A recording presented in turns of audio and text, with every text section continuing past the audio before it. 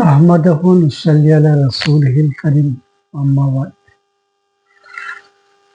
أعوذ بالله من الشيطان الرجيم بسم الله الرحمن الرحيم رب اشرح لي صدري ويسر لي أمري واحلل عقدة من লিসানি ইয়াফকাহু কওলি।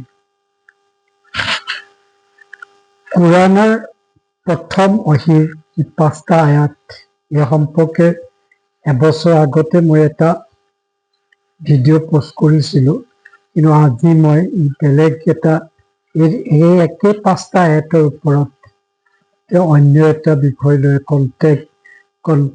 Content লৈ মই আজি আপোনালোকৰ আগত আলোচনা কৰিব লৈছোঁ।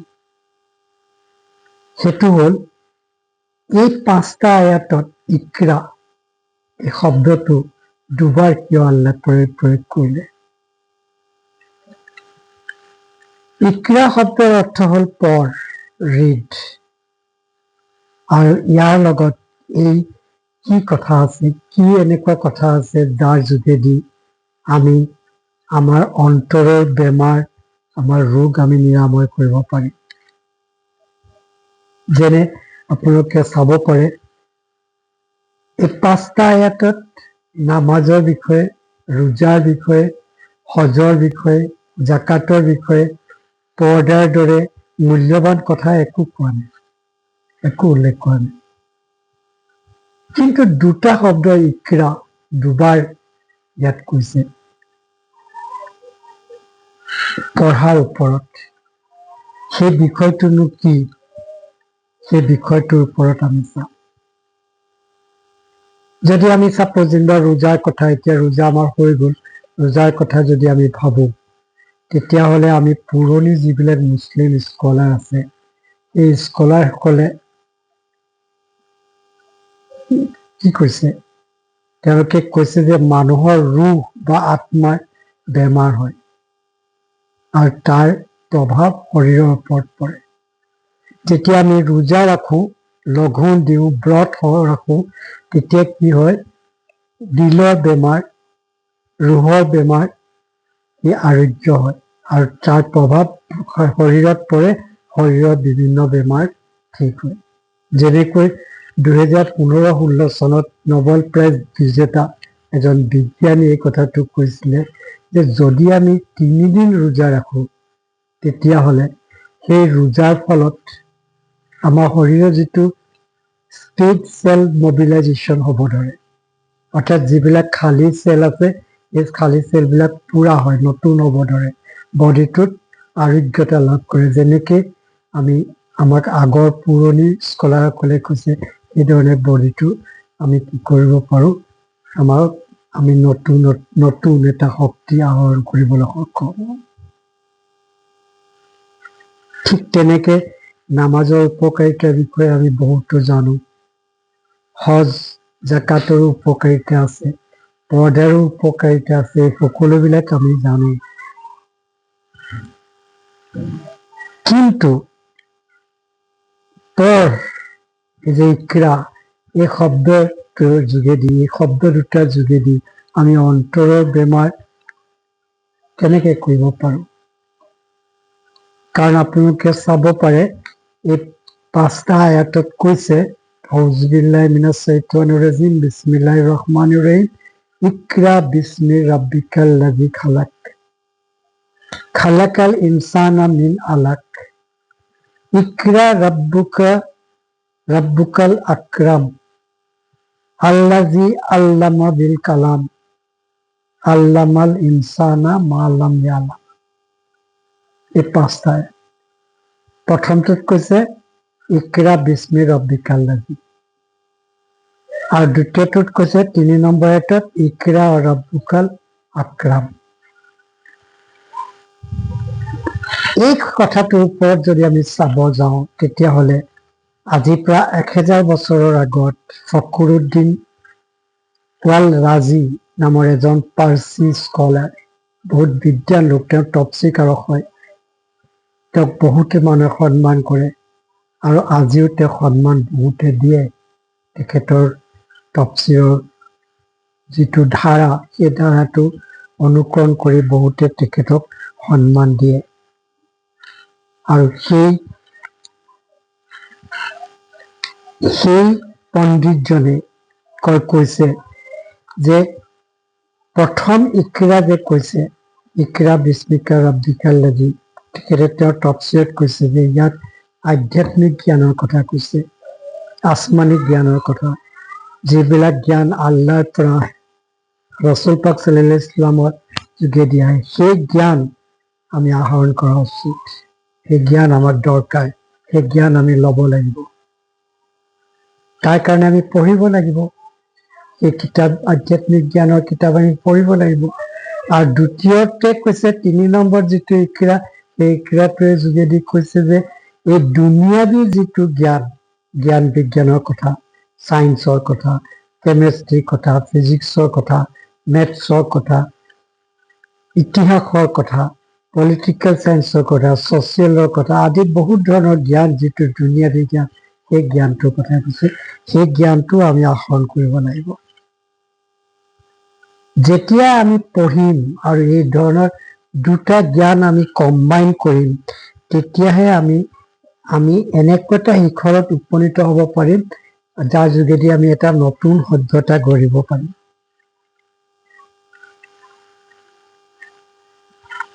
কোৰাণৰ বাহিৰে অন্য কোনো ধৰ্মগ্ৰন্থত কিন্তু পঢ়াৰ বিষয়ে তেনেকুৱা উল্লেখ নাই। কিন্তু দুখৰ কথা, পৰিতাপৰ কথা যে মুছলমানসকলে কিতাপ নপঢ়ে, একদমেই নপঢ়ে, খুব কম। আমি দেখো স্কুল কলেজ বিশ্ববিদ্যালয়ৰ ছাত্ৰ তেওঁলোকে পঢ়ে, কিন্তু এইবিলাক প্ৰিণ্টেড কিতাপ, তাত বিশেষ কিছুমান অংশ যিবিলাক পৰীক্ষাত অহাৰ সম্ভাৱনা দেখি নোট কৰি গোটেই কিতাপখন নপঢ়ে, সেই পাৰ্টিকুলাৰ অংশটো পৰীক্ষাত পাছ কৰিবৰ কাৰণে পঢ়ে, পৰীক্ষাত পাছ হৈ গ'ল, সেইখিনি কথা পাহৰি গ'ল। আৰু অন্য এটেদি যে আমি চাওঁ MBA কোৰ্চতো ঠিক একেটাই কৰে, এই প্ৰিণ্টেড কিছুমান বস্তু সেইবিলাক। কিন্তু এইটো ঠিক, কিছুমানে কিন্তু সম্পূৰ্ণ কিতাপ পঢ়ে, সেইসকলক মই চেলুট কৰোঁ, কাৰণ সম্পূৰ্ণ কিতাপ পঢ়িলেহে জ্ঞান আহৰণ কৰিবলৈ সুবিধা হয়, তেতিয়া আমি জ্ঞান আহৰণ কৰিব পাৰিম। বুক ফেয়াৰৰ পৰা বহুত কিতাপ কিনা যায়, দেখা যায় বহুতে বহুত কিতাপ কিনে, সেই পঢ়েনে? কেৱল শ্ব'কেছত সজাবৰ কাৰণে সজাই থয়, বহুত ধুনীয়া কিতাপ বহুত আছে সজাই থয়। পঢ়ে কিতাপ যিবিলাক বেকাৰ গল্প, যিবিলাকৰ কোনো কামত নাহে তেনেধৰণৰ, সেইবিলাক কিন্তু পঢ়ে মাজে মাজে। সেইটো পঢ়াৰ এটা অভ্যাস আছে, টেণ্ডেঞ্চি আছে আমাৰ মানুহবিলাকৰ মাজত, আমি দেখো তেনেকে হয়। এতিয়া আপোনালোকে মন কৰি চাওক, খুব বেছি মাষ্টাৰ ডিগ্ৰীৰ পিছত PhD কৰিলো, PhD লৈকে কৰাৰ পিছত যেনিবা আমি 30 বছৰ আমাৰ পাৰ হৈ গ'ল, সেই 30 বছৰলৈকে কোনো প্ৰকাৰে আমি কিতাপ পঢ়িলো, কিন্তু যেতিয়া চাকৰি হৈ গ'ল, পঢ়াৰ কথাটো এৰি দিলো, এৰি দিয়াৰ লগে লগে আমি কি কৰিলো, চব বস্তু পাহৰি গ'লো। গড়ে আমি জীয়াই থাকো 70 বা 80 বছৰ, 70 বা 80 বছৰ হলে আমাৰ ব্যৱধান কি দেখিলো, 30 আৰু ইফালে 80, 50, 70 হলে 40, এই 40-50 বছৰ আমাৰ কিতাপৰ লগত কোনো সম্পৰ্ক নাথাকে, আমি নপঢ়ো। চাওক, আমি জ্ঞানী বুলি কলে শোভা পাব জানো? জ্ঞানী আমি হওঁ জানো? আমি জ্ঞানী নে? নিজক নিজে প্ৰশ্ন কৰা উচিত। চাওক, ইছলামৰ সোণালী যুগ থকাৰ সময়ত সেই ইছলামৰ যিটো লাইব্ৰেৰী, সেই লাইব্ৰেৰী প্ৰকাণ্ড বিৰাট লাইব্ৰেৰী আছিলে, দেশ বিদেশৰ পৰা পণ্ডিতসকল আহি তাত অধ্যয়ন কৰিছিলে, তাত পঢ়িছিলে, জ্ঞান আহৰণ কৰিছিলে। আৰু ইছলাম ধৰ্মৰ মানুহক প্ৰথমে অহি দি পেলাই আল্লাই নিৰ্দেশ কৰিছে, পঢ়, ইকৰা। আৰু সেই কামটো আমি নকৰো। বৰ্তমান সময়ত যদি আমি চাওঁ, ৱৰ্ল্ড পাৱাৰ কাৰ আছে? ৱৰ্ল্ড পাৱাৰ এতিয়া যদি আমি চাওঁ যে চাইনাৰ ক্ষেত্ৰত ক'ব পাৰো। আৰু চাইনাত যিটো লাইব্ৰেৰী আছে, পত্ৰিকা বা নিউজত পেপাৰত পঢ়ি মেলি গম পাইছো যে ইমান ডাঙৰ লাইব্ৰেৰী, সেই লাইব্ৰেৰীত সিহঁতৰ চাইনিজ মানুহবিলাকে পঢ়ে। উদাহৰণস্বৰূপে সিহঁতৰ আমাৰ ইয়াত থকা 50 বছৰৰ বয়সৰ মানুহজনে টেকনলজিৰ কোনো জ্ঞানেই নাই, গতিকে সেইটোৰ ওপৰত মাথা মাৰিবই নোৱাৰে। কিন্তু চাইনাত 50-60 বছৰ বয়সৰ মানুহজনে টেকনলজিৰ ওপৰত চলে, টেকনলজি কামত লগায়, তাৰ কৌশল কামত লগায়। তাৰমানে তেওঁলোকে সেই সময়ত সেই পঢ়ে, সেই বিষয়টোৰ ওপৰত তেওঁলোকে পঢ়ে, গতিকে সিহঁতে সেইটোৰ ওপৰত অভিজ্ঞতা আহৰণ কৰে আৰু সেইধৰণে সিহঁতে চলি যায়। আৰু আমি অকামিলা হৈ যাওঁ। আমাৰ কি হয়, এই বস্তুটোৰ ওপৰত আমাৰ কোনো মাথা মৰাৰ আমাৰ কোনো কাম নাই, আমি বেকাৰ কৰি দিলো, আমাৰ কোনো কাম আমাৰ নহয়। আমি মিউজিয়াম চাবলৈ গ'লেহে ইতিহাস সংস্কৃতি আদি বুজি পাম, কিন্তু চোৱাত আপত্তি কি? বক্তৃতা শুনিলে জ্ঞান আহৰণ কৰিব পাৰিম, শুনাত আপত্তি কি? আমিতো শুনিবই নোখোজো। আজিকালিতো এইটো আমাৰ এটা বেলেগ এটা ধাৰা হৈ গ'ল। AI, ছচিয়েল মিডিয়া, ফেচবুক, এইবিলাকতে আমি আজে বাজে আমি টাইমটো কৰি, কিন্তু আমি নপঢ়ো। কিন্তু পশ্চিমীয়া দেশত, জাপানত বা অন্য ইয়াতে সেই মানুহবিলাকে ট্ৰেইনত গ'লে, বাছত গ'লে হাতত কিতাপ লৈ পঢ়ে। ইয়াতো সমালোচনা কৰিবলৈ বহুত জেগা আছে, অথচ সিহঁতে কিন্তু কি কৰে, পঢ়ে। নপঢ়িলে জ্ঞান বৃদ্ধি ক'ৰ পৰা হ'ব? আল্লাহৰ নিৰ্দেশনাক যদি আমি মানি চলি যদি আধ্যাত্মিকতা আৰু পৃথিৱীৰ জ্ঞান বিজ্ঞানৰ জ্ঞান লওঁ, তেতিয়াহে আল্লাহৰ সৈতে ভাল সম্পৰ্ক আমি বনাব পাৰিম, গঢ়িব পাৰিম। ভাল মানুহ, গুণী জ্ঞানী জীয়াই থাকিব পাৰিম।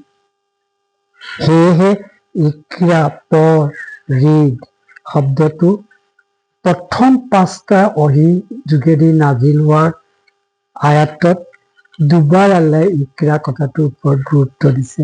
আধ্যাত্মিক জ্ঞান আৰু পাৰ্থিৱ জ্ঞান, দুটা জ্ঞান ওপৰত গুৰুত্ব দিছে।